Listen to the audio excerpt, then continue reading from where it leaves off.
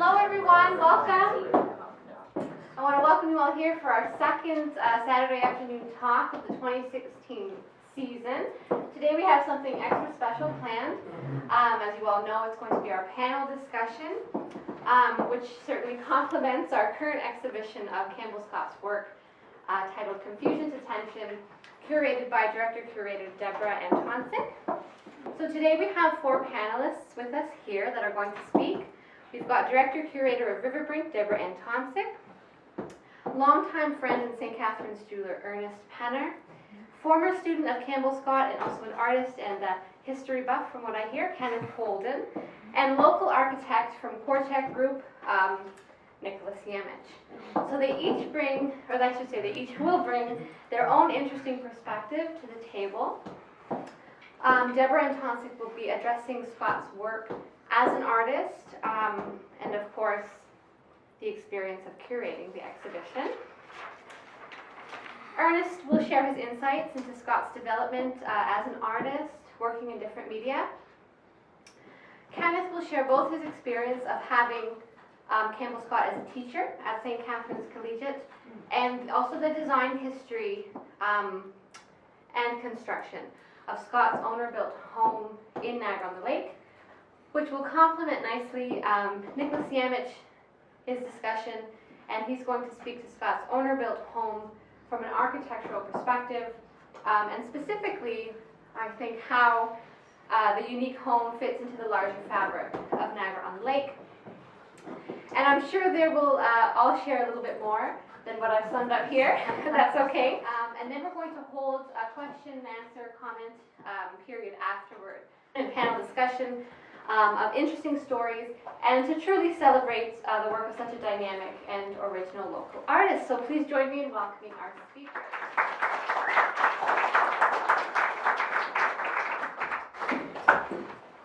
Well, I'll get us started off here, and just let me know if you are having trouble seeing me or hearing me. I can even see me, but having any trouble hearing me, just wave or whatever, call out. I feel a bit awkward starting off because I may be one of the few people in the room who never actually met Campbell Scott.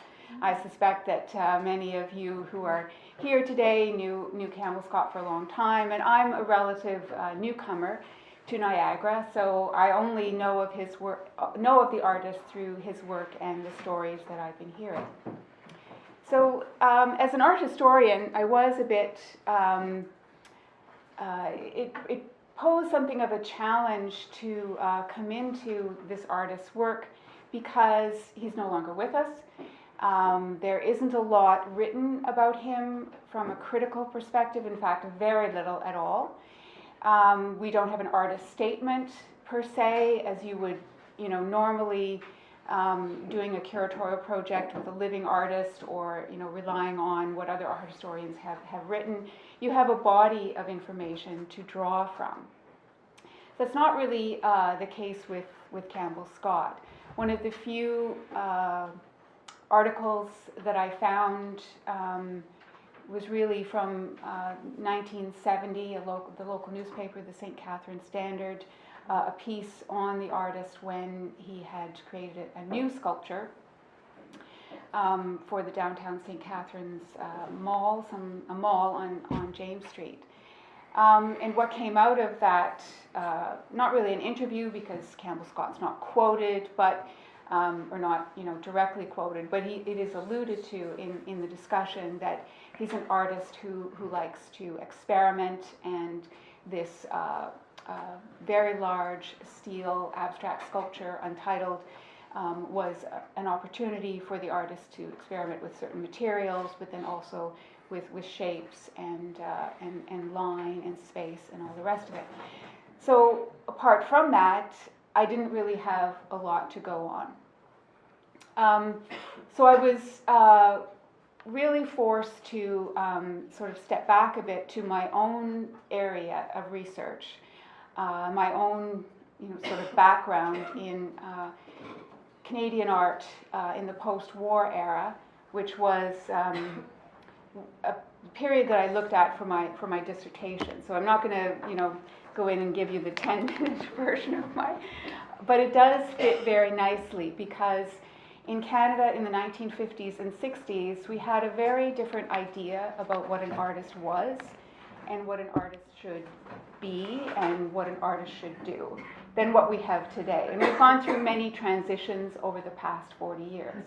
But at the time when Campbell Scott is starting out, in 1959, I think he has his first exhibition, he is, in fact, for one segment of the population, the perfect artist, because he's an immigrant who's come to Canada and brought his skills, and he's a teacher. And that's one of the few ways that an artist at that time could contribute meaningfully to our society. Being a teacher, working in commercial art, working in design work, this other stuff that you could do, you know, abstraction or experimentation, all of that was fine as long as you did that as a hobby. And it didn't interfere with what your main role in society is to contribute to the growth and development of Canada by being a teacher, for instance. So I think, you know, knowing this period when Campbell Scott is starting to work as an artist in addition to his day job, helps to situate the kind of the struggles that he had through that time. It's never easy to be an artist. It's certainly never easy to be a part-time artist when you've got a full-time job as a teacher, and obviously a very demanding one at that. So I've seen, you know, looking at the work that was included in the show, this transition from, you know, the earliest woodcuts and then into the 60s and this abstraction. And then his attention seems to be diverted into his home in Niagara-on-the-Lake. And he doesn't really come back to art production, or at least as his kind of main focus until the 1980s. But I also see an artist who had no hesitation in branching out into commercial ventures. So that's also something that is a bit different and maybe more typical of an earlier generation of artists. You know, you might think of, well, you can't be a serious artist and be a commercial artist at the same time. You're selling out to commerce. But Campbell Scott doesn't appear to have had those same kinds of hesitations, and was mostly you know, engaged with experimentation, and then also with various media. So whether it's cards, drawings of local homes in Niagara-on-the-Lake, that he has this idea that, you know, we can market these, to his jewelry or the sweaters that he produced later on. All of these very dynamic ventures he doesn't hesitate to sort of plunge into, which I think, again, is very typical of an earlier generation of artists. So, I mean, for me, it's unfortunate. I mean, in later life, in the 80s and 90s, there was a lot of attention on his home in Niagara-on-the-Lake, and he was interviewed for various magazines, really about the house and the garden and all of that. And a few more comments come out of those interviews, his frustration with how the Canadian artist, or the artist in Canada, is not really supported in the way that they might be in Europe, and you know, a few more negative and more critical comments come from the artist, you know, at that later point in life. So I do think that he's a very interesting example, you know, a local example of a similar, or let's say a theme that I'm very familiar with, that follows through from following the war right up until around 1970, when our ideas about artists really change, and we get this notion, or at least it's more prevalent, that an artist might contribute to it in an intellectual way, might develop a critical vision of society, and might propose, you know, alternative ideas and so on. Very, very different from Campbell Scott's position, I think, in the 1950s. As this recent immigrant who, as I've said, is contributing in just the best way possible for that time. He's a skilled craftsperson, and he is bringing his skills to the next generation of students. So working on the exhibition, I struggled at first to, kind of get a sense of who the artist was. And I think the title, Confusion to Tension, which is taken from one of Campbell Scott's pieces, nicely sums up what I see is this tremendous talent that is often a bit scattered and maybe a bit restless, and likes this experimentation, but has this tremendous output. I mean, the first time I went to Ernie and Paula's house, Campbell's former home, I was quite overwhelmed with the amount of material that was there, and how do you make sense of this production over a lifetime since he settled in Niagara-on-the-Lake. But it has been, I think, a very interesting experience for me, and I'm very grateful to Ernie and Paula for bringing it to RiverBrink's attention. So I'll stop talking now, and I'll turn over and have Ernie with the next perspective. He wants to stand? Only if you feel comfortable. People can hear you. That's great. First, I want to mention that Campbell also entered a lot of competitions, and of course, in many cases, when he presented them, he wasn't a good presenter, and he was turned away. He entered the competition for the Martin Luther King Memorial in New York City, or Washington, D.C., and of course, that didn't take off either. In fact, he was told by one of his friends, why bother, the Americans aren't going to accept a Canadian design anyways. But about a year and a half ago, we received a call from a gentleman from New York City, Lester Levine, who is doing a book on the visions of the World Trade Center, over 5,200 applications. Campbell put one in, which we didn't even know about, and he was in the last 50 on the competition, so it speaks very highly. The book is coming out within the next 4 months, and it's called, I think, 9/11 Visions. I think that's the title of it. So I think you get it through the bookstores or order it, and Campbell's design will be in there. I could tell you many stories I knew personally, but I received a letter from Ken Lees, who was a principal of the St. Catharines Collegiate, and Ken and Campbell became really good friends, and he sent me quite a few things, so I think I'll just go from this, and then other things may come out. Ken was the principal in Sudbury, Ontario High School, and the Board of Education there allotted him $1,000 for art. So he went to Toronto to look to see what he could find in art, and he went to the Yorkville area. All the hippies were there in those days, and he found a gallery, and there was Campbell Scott's art, and he said he immediately fell in love with Campbell Scott's art, and immediately spent $1,000, never having met the artist and knowing nothing about the artist. So then, sometime after, he was invited to St. Catharines to Rodman Hall by Peter Harris, and he mentioned, he saw some of Campbell's art, and he mentioned some to Peter, and Peter said, he just lives upstairs.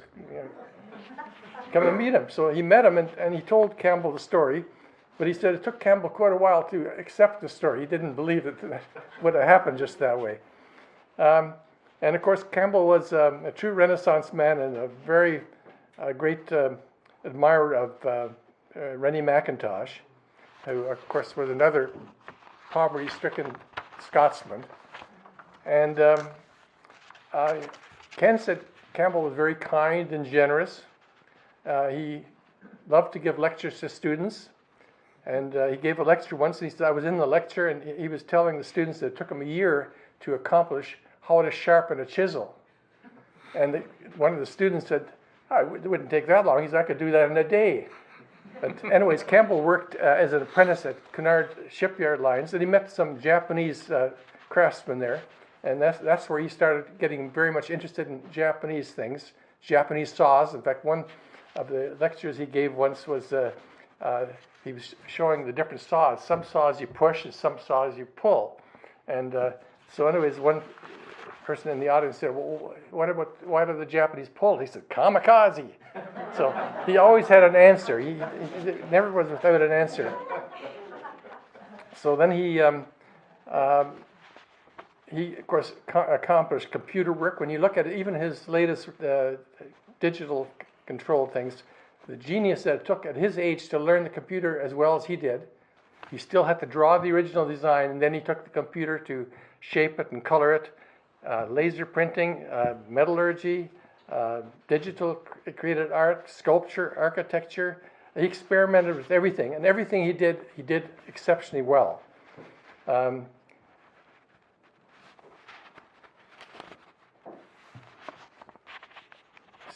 through the notes here a second.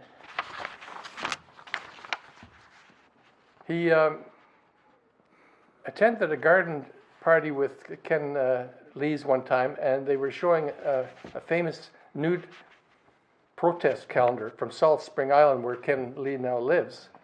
And actually, Bateman's wife was one of the people who posed for this picture. And it was suggested that Bateman used at least three rolls of film to do it. And at this point, somebody from the audience asked Campbell, how many rolls would it take you? And he said, it would take me one picture. He said, just one shot. I'm known as the one-shot Scott.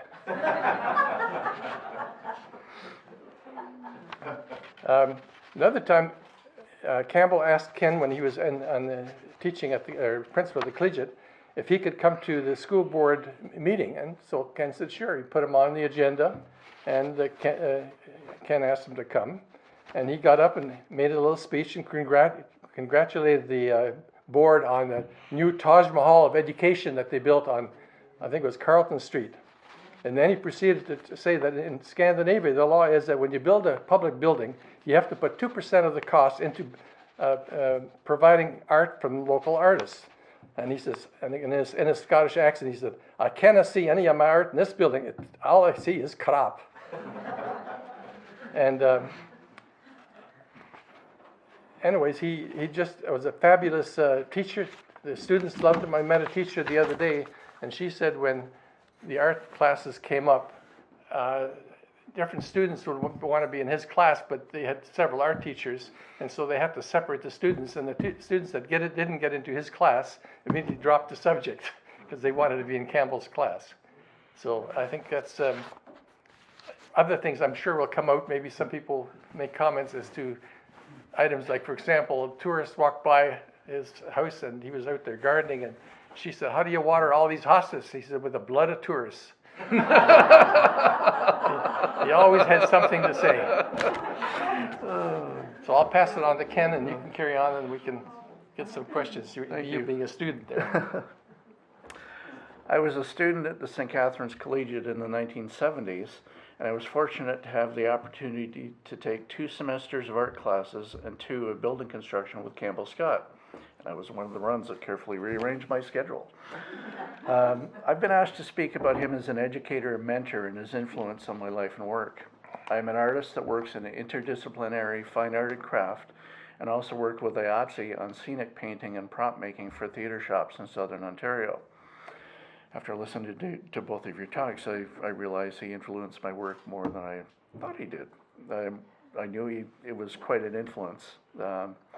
Campbell Scott was fondly remembered by his students for being the kind of teacher who went beyond the curriculum to teach broader lessons in life.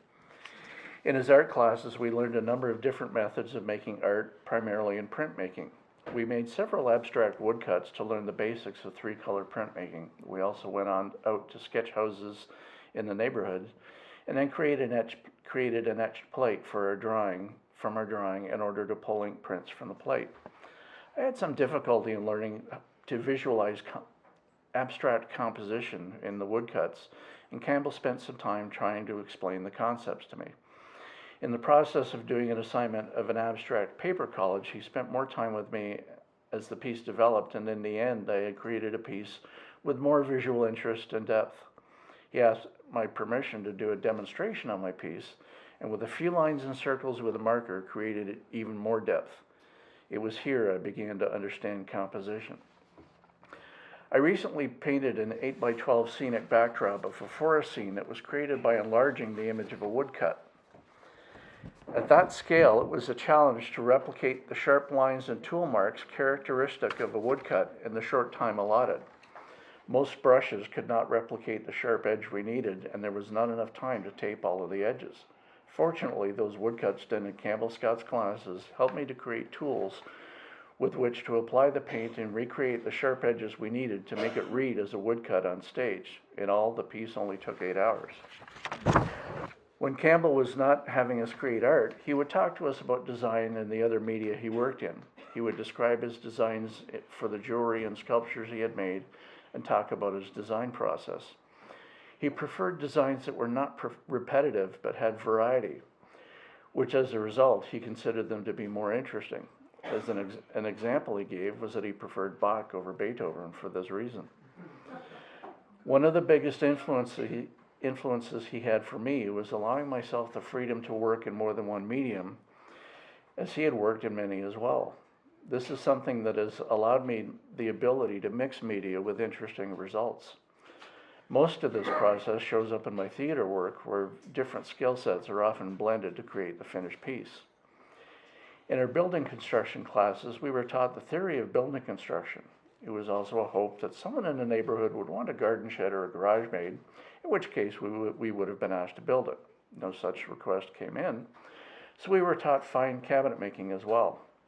In the 2 semesters, we made a small step ladder and a games cabinet, both of which featured lessons in joinery. The games box was hand dovetailed along its corners, and a hand inlaid chessboard was inserted into the top.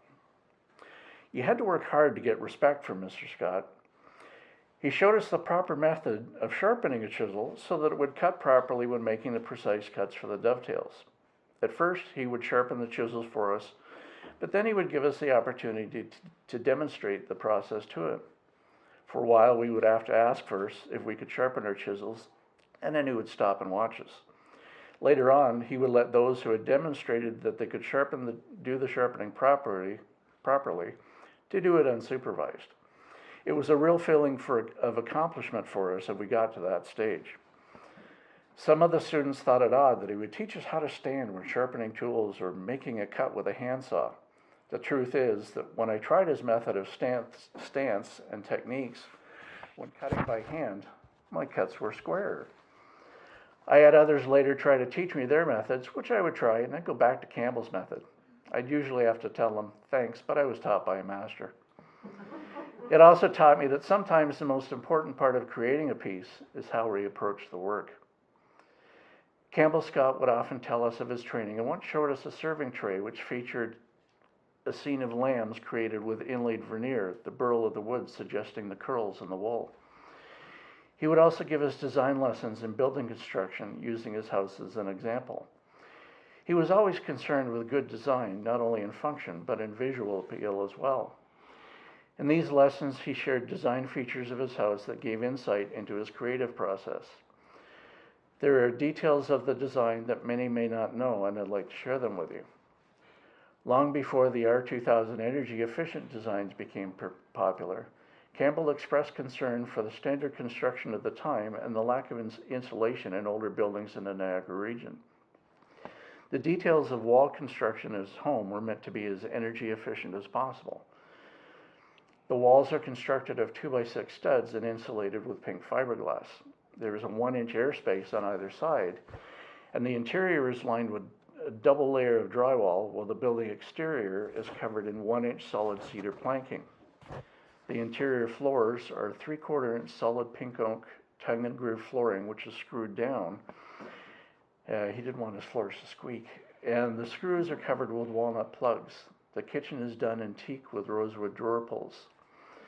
Of the 3 studios in the home, the sculpture studio was designed with double 2x10-inch floor joists on 12-inch centers with a steel beam extending outside the building to allow for the movement of granite blocks for sculptures. The exterior of the building was meant to be as interesting and maintenance-free as possible. Each of the roof lines was set at a different angle deliberately to create visual interest. The chimney stucco, the copper chimney cap, and the cedar planking on the walls were carefully thought out. Campbell showed us how it looked that day in photos and described how it would look in 30 years' time with the cedar age gray, the stucco to match, and the copper green, and all would have aged together. Another feature that I know about is from helping him build it. I was one of several students who stayed after school a few days to help him cut and assemble the parts for sections of the eaves troughs, which were also made of 1-inch cedar with an interior dimension of 4 by 6 inches, and allowed for a large-sized downspout. Campbell's thinking was that he wanted to be able to accommodate any downpour and never have to clean up the gutters. In addition, once on site, he had the eaves troughs lined with stainless steel. It is interesting to note 2 design changes that occurred over time. The chimney now appears to be covered in cedar as well. The boulevards by the street were originally covered in material to prevent weed growth and then with wood chips and shavings collected from the school shop. This was later changed to moss and other ground cover. The intention with the exterior lawn treatment, as well as the pebble stone covering of the Japanese tea garden, was to be maintenance-free and removing any lawn care concerns. The Japanese garden, with its gazebo, fish pond, and arbor featuring French hybrid grapes, was to be an oasis away from the bustle of the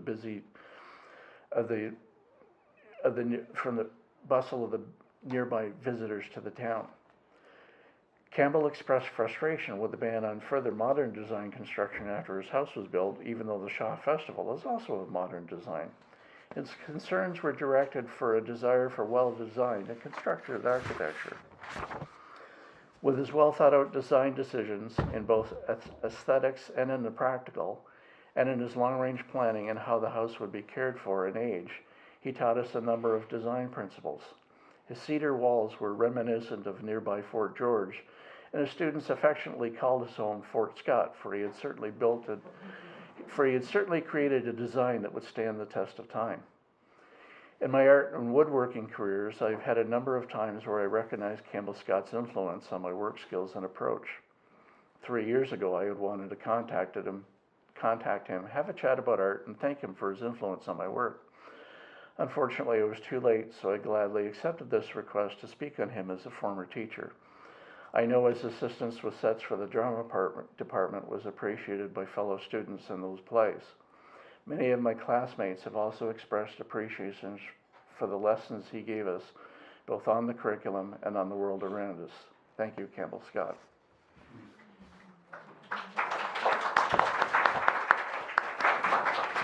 All right, and I'm speaking, my name is Nicholas Yamich, I'm architect. I'm speaking more on the perspective of the house. Now, Kenneth spoke a lot about the details in terms of as an aesthetic. Now, I think we could spend hours and days speaking on the aesthetics of the house. The perspective I'm going to kind of come from kind of builds on what some of what Kenneth as well as Ernie were speaking to, is that Campbell Scott, aside from like the stories and the character, he was seemed to be, at least from the perspective, a very disciplined designer, careful of every detail. And as much as he was a visionary, and he was, as well as he was a creative genius, I often find that people that have those terms thrown to them are the most serious, hardworking, detail-oriented people. So the perspective I'm coming from with the house, at least a level of how it was sited, how it was relates to the other buildings, is on the angle of him being very conscious of every decision that he made, as much as at the end of the day the building is quite beautiful, the home is quite beautiful. So quickly, a little bit of my background in terms of studying and my appreciation for what Campbell Scott has done with his home is I went to Ryerson and Buffalo universities. They were both very well known for being technical, to the point that you weren't allowed to express architecture for architecture's sake. Everything had to deal with the elements, with the exterior, with the wind, with rain. It was very, very technical. But through Buffalo, learning at Buffalo, you learned a connection between the technical side, but as well as what they deemed cultural. And what we kind of learned was that, at least in the Niagara region, in Buffalo, in this area, there's a very strong tie to craft, to material ingenuity, and use of materials, whether it be the Erie and Welland canals on both sides of the river, to Buffalo and its history in terracotta and high-rise buildings, the Guarantee Building just in Buffalo, that this area seems to attract people that have a very innate understanding of materials and how things come together. So, like I said, my background is from the architecture field. I am no means an artist, but I feel through Campbell Scott's approach to design, it's familiar to the training of a young architect, or the education, at least me, only say 10 years out of school, still lessons I remember from learning in school. I feel like I'm almost seeing and hearing Campbell Scott echo those kinds of those sentiments and lessons that I've learned. And like I said, a lot of people use the term creative genius, they use visionary. I think a lot of people say that for him, I believe. My understanding is he said it, he wasn't shy of himself saying that about himself. But like I said, those things kind of throw red flags up to see what's this guy really doing? When he makes his move, when he makes a design move, there must be handfuls of reasons behind. So in particular today, I'm going to talk about the context that he had built his house. Now that's in the construction philosophy, what was going on at the time, as well as Niagara-on-the-Lake in terms of the aesthetics of homes. We all have a clear idea, or at least a few images of what a home is to look like in Niagara-on-the-Lake, and his clearly does not fit that description. Another thing is the criticisms and kind of the fears, I guess, as the house was going up, what people must have been thinking, and how, and through some of the stories I've heard, how he kind of, through all those checkpoints and all those kind of questions, was able to justify his design. And I often find people that create unique, beautiful, noteworthy things, they don't just stand there because they're beautiful, they stand there because there's reasons for them, because you're going to have questions, you're going to have perspectives from other people asking, what are you doing, and why are you doing this? And he, very detail-oriented person, very much aware of the materials that he used, was able to not find justification, but prove justification for what he was doing, at least particularly in the home. So in terms of context, not sure at the time he built his home if there were the municipal heritage boards, the urban design committees, the permit processes that they were today, the zoning, site plan agreements.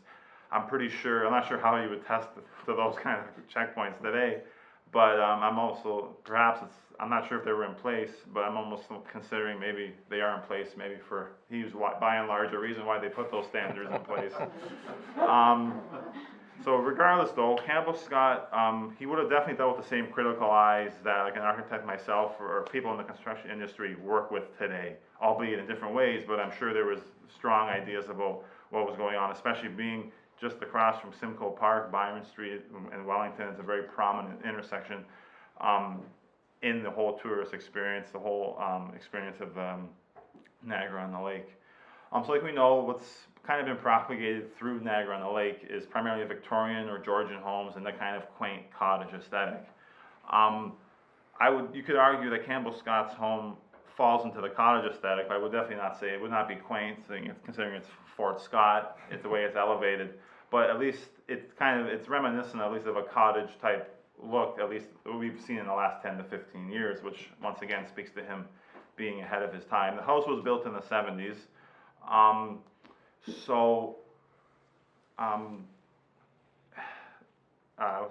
Kenneth touched on the R2000. Basically, it's improved installation values. It's improved design philosophies that are still being used today, and they're still affecting designs today. And when Kenneth first mentioned, we were talking about a few days ago, he first mentioned, he said R2000, I'm thinking, what the heck does this guy know about R2000 40 years ago, right? And it made me also kind of maybe focus more on, this guy seems to know what he was doing. He understands the concepts of what a building is to go through, what the seasons, through the weather, and it was kind of echoed into my kind of training I've had. So every material choice was intentional. The cedar board siding, the aluminum nails, and I think the last walkthrough, we went through the house with Ernie here, the nails are aluminum, and I can't imagine asking for aluminum nails today, because I would get strange looks and they wouldn't happen. But because the thing that stands out, like one of the things that stands out the most looking at the house is that like it's the board and band siding, it's aged well, but like you have these nails that are like in pristine condition, and like it's typically what you see with cedar siding over time is it'll cup, it'll curve, and it's never been replaced to my knowledge other than the chimney. But those aluminum nails, the aluminum will not rust, at least at the same degree that a standard kind of metal or steel nail will. So it's kept that detail in place 40, 50 years already.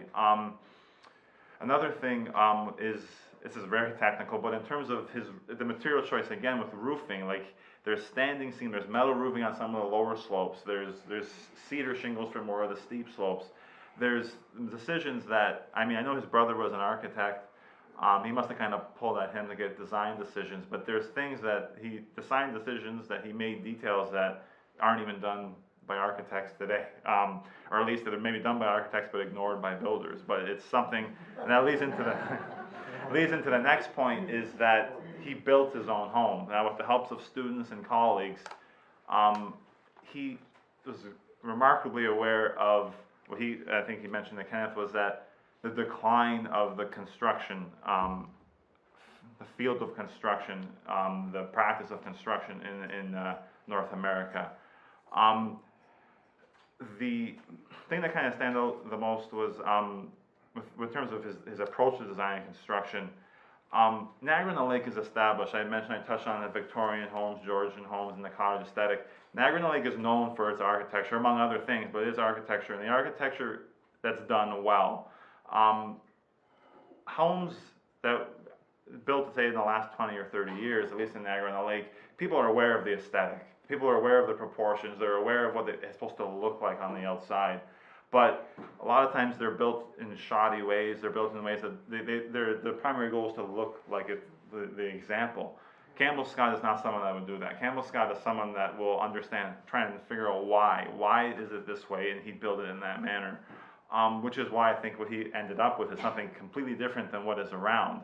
There's a term that architects and builders that use to describe the architecture of Niagara-on-the-Lake, at least in the last 10 to 15 years, as Niagara-on-the-Fake, which is basically, it alludes to the idea of convenience over authenticity, is that people know what it's supposed to look like, but that's not your primary reason. And Campbell Scott, I think the amount of media that he worked with, he wasn't it seemed like a person that was preoccupied with what it was to look like at the end. He learned a technique, he learned a process, and he would hone in on that and become a master of it. And I think, as Ernie says, he's intuitively good at everything. And that ties into the genius thing, is that no one's intuitively good at anything. It comes from practice, long hours, late nights, and really working towards understanding the craft first, and then just practice. In terms of a conclusion here, I'm going to conclude with the reception or apprehension that he must have been kind of feeling while the building was being designed, while the plans were being drafted, and while the building was kind of going up. During the construction, like you said, Kenneth mentioned all the technical aspects of the construction. During the permit, while he was building, I guess the building plans reviewers, as they typically come out, inspectors come out, they were seeing this thing. Everyone kind of sees this building going up. It's 6 feet off the ground. What the heck is this thing doing 6 feet? He doesn't know what he's doing. Then, as he would build the house, he'd build up the earth around it to build it on a kind of a plinth, or at least a fort of some kind. They come out to look at the construction. They saw the floors as they were constructed. They saw the wall. They saw the insulation on the exterior of the house that isn't even done to today we're still not doing it to that standard. At some point, my understanding is that the examiners stopped coming out. They said, Campbell knows what he's doing. He knows what he's doing. Why am I even bothering going out here? And I think that it shows that he knows what he's doing, but I think what it does as well, definitely, is it justifies his design. It justifies the building itself and what it looks like at the end. And that's something that at least I'm aware of, or at least I try to achieve, is that don't get caught up on the final thing. It will be beautiful. It will be noteworthy if you're very thorough in the process of construction, at least in architecture or construction. But I can imagine in art as well. The range of media that we see here, it's in the overall quality of it comes from understanding the finest of lines, the simplest of techniques, or taking a day and a half or 2 days or whatever to sharpen a tool. So, kind of in conclusion, Campbell, we're talking about an owner-built home here. Now, owner-built homes are always reflective of the character and the identity of that owner, for better or for worse, whether it comes together or not. It's always a reflection of that person. But for the instance of Campbell Scott, it's an owner, artist, sculptor, and there's a million other descriptions, home. So when I typically visit someone's home, they say they are very proud of their home. I mean, Ernie's kind of conveyed all the kind of stories about it, as well as Kenneth. But you get that feeling that it's Campbell describing the home, because he's shared so many stories. with these two at the very least, as many others. That his home, it reveals his character and identity, but even more, it conveys his approach to art, his approach to design, his approach to his craft. And like just one visit to his home, and I've been there a few times, but even in the first visit, it makes you zero in on the details and see, because you know you're going to find something that is considered and cared for. So that's my analysis of his home.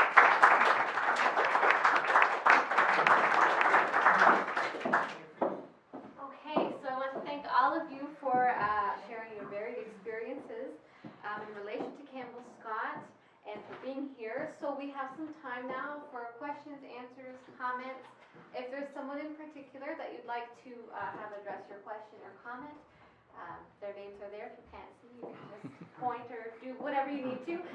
But if it's a bit of a commentary, we'll do our best to get everyone's voices heard, but we will have refreshments following these next few moments with questions and comments.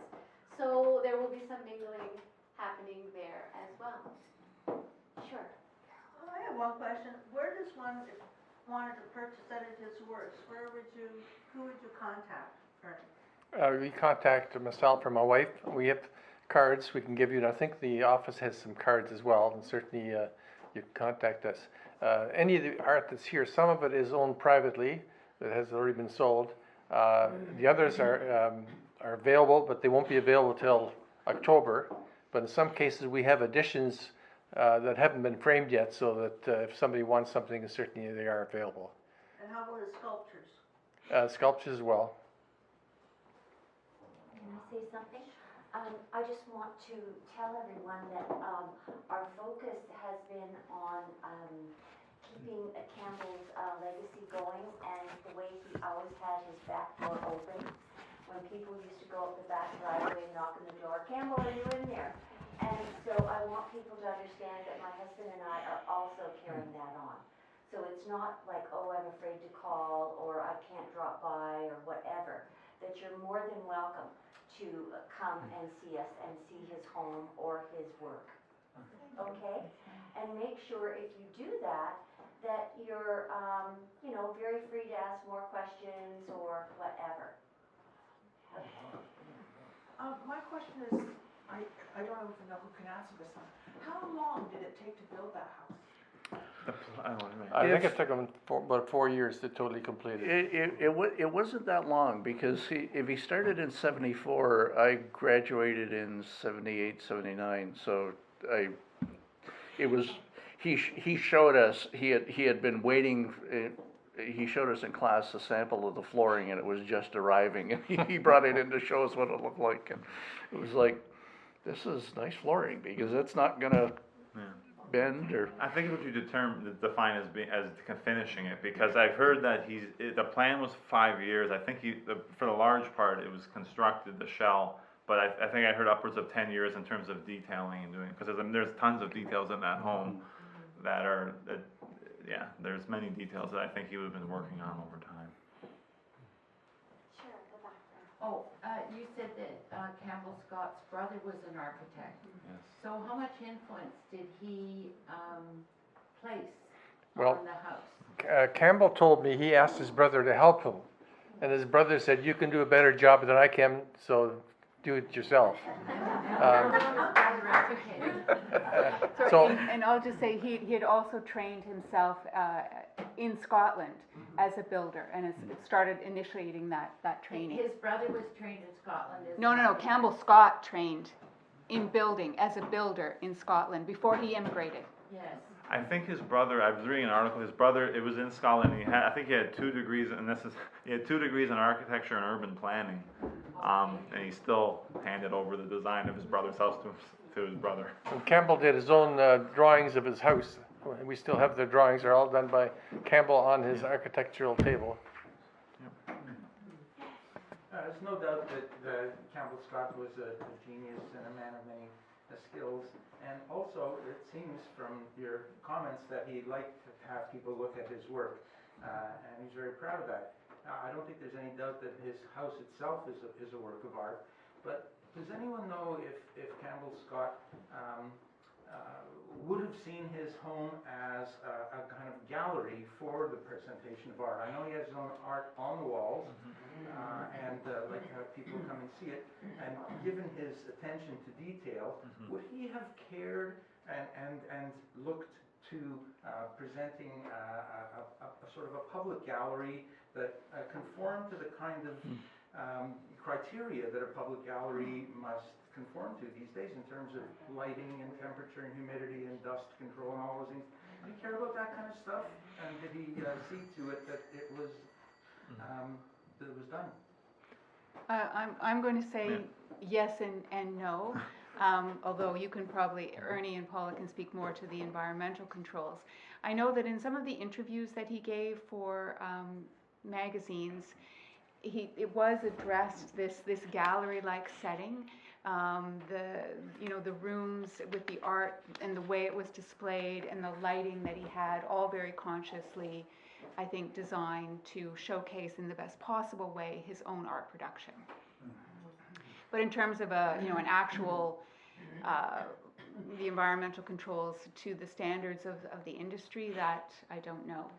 I would just say that you basically said exactly what his thoughts were, but he was so creative and so busy with traveling and being educated in Europe and in Japan and teaching and traveling to New York and whatnot. But I truly feel, as he had said to Ernie and I, that he wanted his home to be a gallery. So certainly there are some mistakes that he made, and we've talked about this in terms of how he framed pieces. He didn't always use acid-free mats.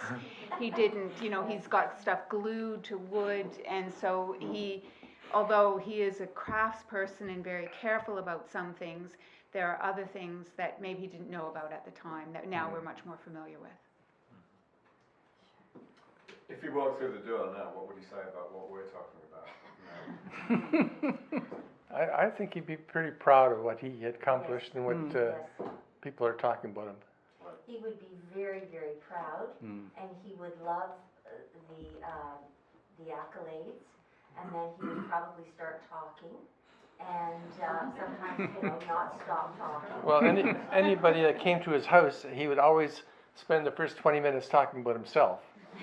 So he certainly, I think, would appreciate people saying nice things about him. Yeah. I saw your hand first there. Are any of his work shown in other public galleries in Toronto, in Ontario, Canada, the world? Yes. Yes. Yes. There's in the Art Gallery of Hamilton, Museum London, the Musée des Beaux-Arts in Montreal, the AGO. Yeah, there's a list of. Sometimes his prints were acquired after exhibitions. Oh yes, there they are. So the short answer, yes. Thank you. I've been racking my brains all afternoon as I sit here listening to this because I've been trying to remember something that happened 38 years ago, roughly. And at that time, my wife and I had just met. I think we were even married at that point, and we had a friend who was a Scots artist, very much like Cameron. No, not Cameron. Campbell, sorry. And the friend was more he was Canadian, but he was more Scots than the Scots themselves. And he had a particular weakness for all sorts of single malt scotches. And he and his girlfriend, who's also very Scottish, invited us out to Niagara-on-the-Lake, and we got out here in 2 cars or 1 car. I had a little Austrian Mini at the time. And anyway, we arrived to visit Mr. Scott in his new house. And that, I figure, was about 1979, and the house was very new. And we went in and we looked around, and it was an incredible place. But the trouble is, I have no recollection of the the art or any of the important aesthetic qualities of this visit, because we very quickly got into the Scotch. Robert and Blank Campbell and Marla and I. We have no recollection of how we got home.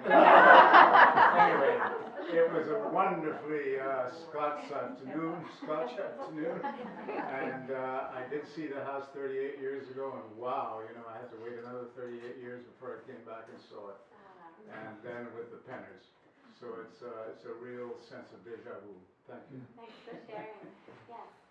Another little anecdote, I'm also a student at Campbell's, and I've known them. My first interaction was that article that you spoke to, Debra did, in 1970.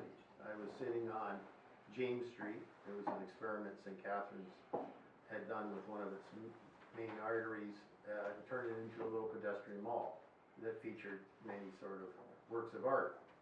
And as I was having a lemonade with my grandmother, this is prior to me being a student at Campbell, pre-high school, was asked in my reflection of what I thought of that structural steel piece that he had made of an abstract. And my rendition was I thought it looked like the outskirts of a major city and the skyline. And only a couple years later did I have him at St. Catharines Collegiate. And to echo Glenn, he inspired so many people to a level that far exceeded mediocrity, which, you know, those years that you spent in the curriculum at that school at that time, with parallels of teachers like Campbell in the different disciplines, allowed you to go out in the working world and feed yourself the rest of your life. And that anecdote, the architect had alluded to how zoning and bylaws changed after Campbell did what he did there, was that he wanted to have an 8-foot fence for his Japanese garden. So everybody was in a tizzy, and he could only have 6 feet. So his design solution to that problem, because what is design other than systematic problem solving, was he changed the grade. And I think there's a lot of truth by that bylaw only has recently arisen, that you changed. Well, that's just, I was saying, there was a handful of things that just have come to me since I finished talking. That was, I remember, because that was one of the first anecdotes that Kenneth told me. And that's something that we use all the time. Yeah. It's the average height around the building, you just keep pushing it up. But that just spoke to a combativeness and a creative streak in the man through, like you say, the minutiae of design detail. But it all harkens back to what I believe, and knowing the man really well and collaborated with him on a number of pieces, was his work as a craftsman, as his formal training, which allowed everything that we see around here today in the final execution. Well, it's even as a training as an architect, like 150 years ago, but you were a craftsman first, builder. A builder. And now it's been separated. And, But I'm better than the other architects. So Any other questions, comments? If not, I think we can wrap things up. We've got some refreshments, so feel free to mingle and chat. And again, I'd like to thank all of our speakers today, and thank all of you for joining us.